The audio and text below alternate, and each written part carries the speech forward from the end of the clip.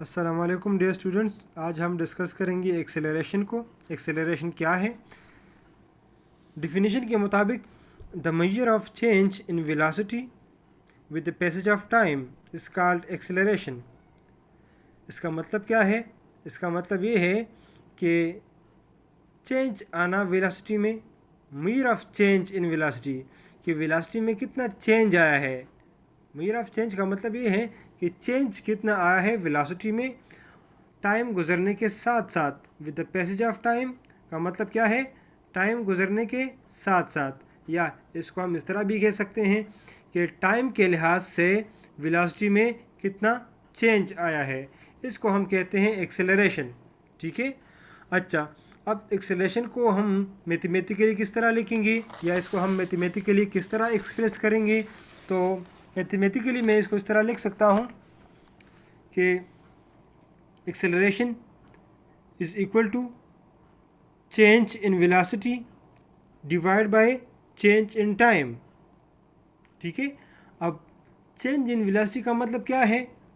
Change in velocity का मतलब ये है कि आपकी वेलोसिटी पहले 20 मीटर पर सेकंड थी, और आपके वेलोसिटी के बाद में जो चेंज आया है, उसके बाद जो वेलोसिटी आपकी बन गई है वो कितनी है? वो 25 मीटर पर सेकंड। तो ये चेंज आया है। अब ये चेंज कितने टाइम के लिए आया है, हमने वो टाइम भी नोट करना है, और ये चेंज कितना चेंज आया है हमने नोट करना है। अब इसको हम किस तरह निकालेंगे? चेंज को किस तरह निकालेंगे, टाइम को किस तरह निकालेंगे, और किस तरह हम इसको कैलकुलेट करेंगे?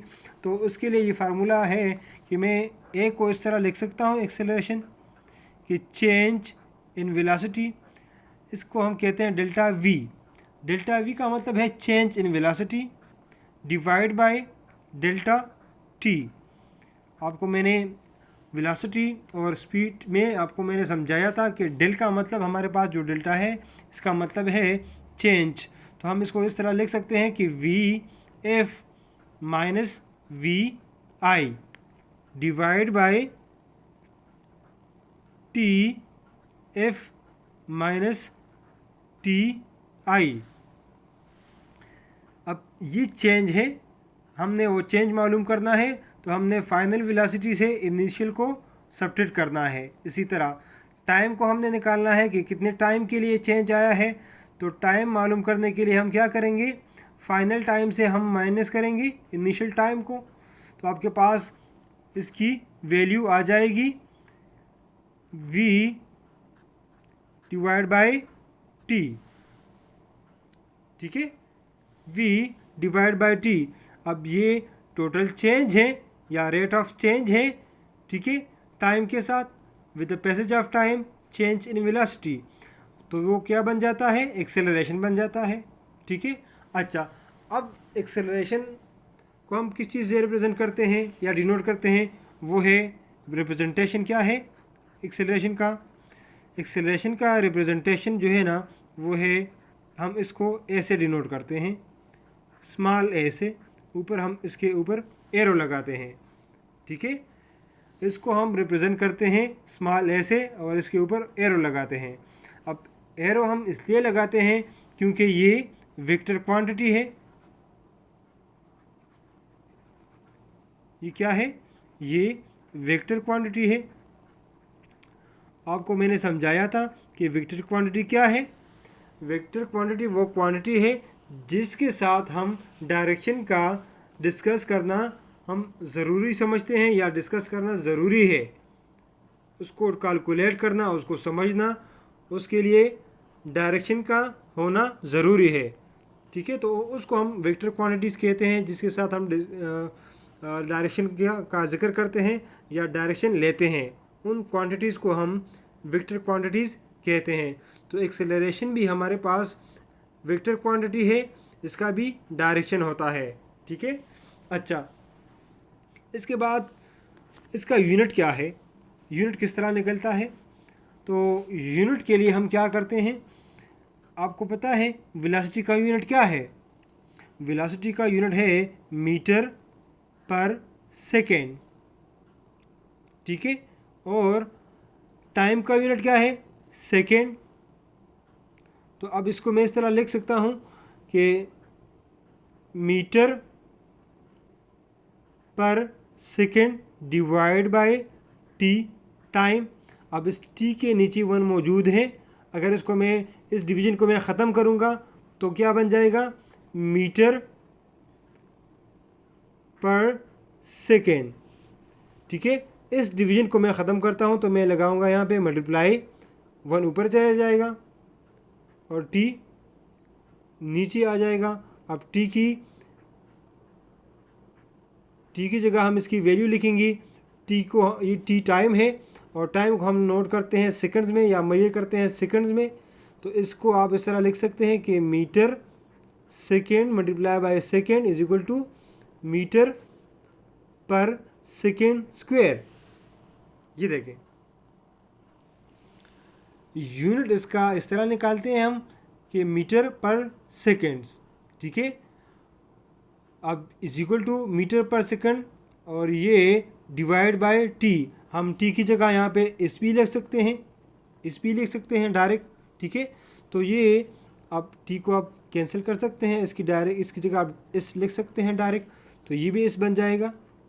ठीक है, अब इस डिवाइड बाय इसके नीचे 1 है। अब इस डिवीज़न को मैं ख़त्म करता हूँ, यहाँ पे मैं लगाऊंगा मल्टीप्लाई और इसको मैं उल्टा करूँगा तो 1 ऊपर चला जाएगा, इस नीचे आ जाएगा, इस m को इसके साथ मल्टीप्लाई करो तो ये आ जाएगा m, और इस के साथ मल्टीप्लाई करो तो ये बन जाएगा इस स्क्वायर।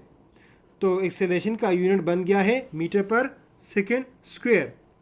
अच्छा, अब यूनिट भी डिस्कस हो गया है, रिप्रेजेंटेशन भी डिस्कस हो गया है और क्वांटिटी भी डिस्कस हो गई, इसका नेचर क्या है, इसकी क्वांटिटी क्या है, तो ये वेक्टर क्वांटिटी है, ये भी डिस्कस हो गया है।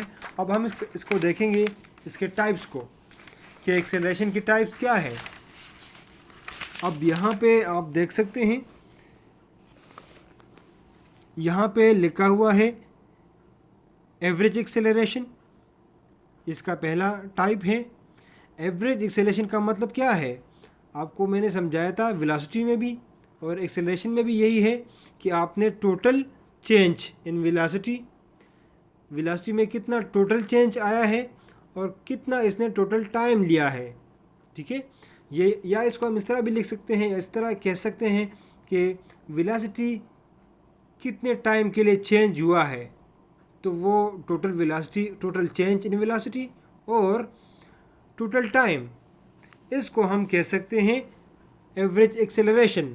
या अगर इसको आप मैथमेटिकली आप लिखना चाहते हैं तो इसको आप इस तरह लिख सकते हैं मैथमेटिकली कि एक्सेलरेशन, कौन सा एक्सेलरेशन, एवरेज एक्सेलरेशन, ये एवरेज का सिंबल है।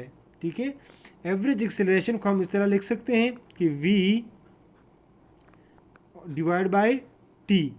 आपने याद रखना है कि ये v जो है ना, ये टोटल चेंज इन वेलोसिटी है और ये टोटल चेंज इन टाइम है।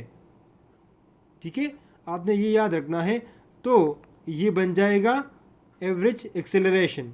ठीक है, अब ये वेक्टर क्वांटिटी है, इसके ऊपर भी एरो है, एक्सेलरेशन वेक्टर क्वांटिटी है, इसके ऊपर भी एरो है, और टाइम स्केलर क्वांटिटी है, इसके ऊपर एरो नहीं है। अच्छा, अब ये एवरेज एक्सेलरेशन था। इसके बाद है इंस्टेंटेनियस एक्सेलरेशन। इंस्टेंटेनियस एक्सेलरेशन का मतलब क्या है, acceleration at a particular instant of time is known as instantaneous acceleration. इसको मैथमेटिकली हम इस तरह लिख सकते हैं कि a acceleration is equal to limit delta v divide by delta t, limit approaches to zero or tends to zero. अब इसका मतलब क्या है, इसका मतलब ये है कि acceleration is equal to limit delta t tends to zero delta v divide by delta t. अच्छा, अब इसका मतलब ये है कि ये टाइम, जब हम इंस्टेंटेनियस की बात करते हैं, इसकी बात करते हैं, इंस्टेंटेनियस एक्सेलरेशन की बात करते हैं, तो वहाँ पे हम टाइम इतना कम लेंगे कि वो नियरली इक्वल होगा ज़ीरो के। ज़ीरो के बराबर नहीं होगा, आपने याद रखना है। वो time nearly equal to zero होगा, वो टाइम इतना कम होगा, इतना शॉर्ट होगा। अगर आपने वेलोसिटी में चेंज नोट करना है टाइम के लिहाज से, तो टाइम क्या होगा, टाइम की वैल्यू बहुत कम होगी, वो नियरली इक्वल होगा।